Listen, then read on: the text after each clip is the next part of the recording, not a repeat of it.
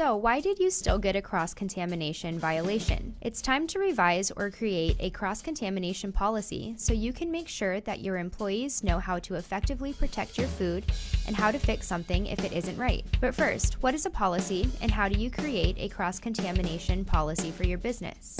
A policy is a defined set of actions that minimize food safety risks. It is best to write your policies down to protect your customers and your business. Here are the key steps to consider when developing a policy. Include important and influential people in your workplace. Identify the most important steps in your processes.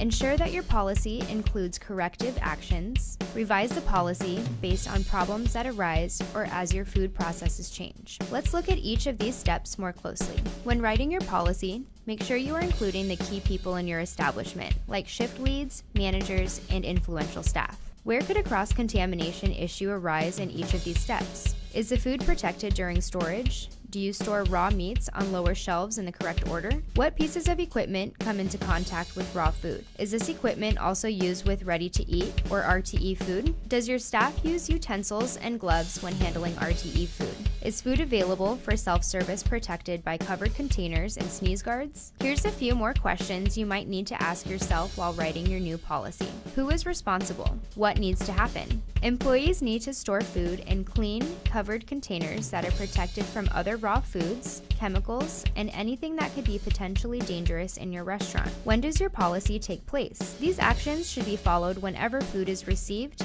placed in storage, prepared, assembled, and served to customers. Where does your policy take place? How is your policy achieved? Now, what if something goes wrong? Your policy should explain what actions are taken if the correct procedures are not followed. You can include a space for writing in corrective actions on your logs. But don't stop here. Your cross-contamination policy is a living document and will change over time. When you discover problem areas, use them as opportunities to improve and return to your policy to incorporate changes. To summarize, include the key people at the table. Identify the most important steps in your processes. Check that your policy answers the questions who, what, when, where, why, and how. Ensure that your policy includes corrective actions, and revise the policy based on problems that arise or as your food processes change. Remember, having a written policy is the first step to protecting your customers, staff, and business from foodborne illness. But if you don't train your employees on your cross-contamination policy, it won't do much. Be sure to demonstrate and explain your cross-contamination policy to your staff,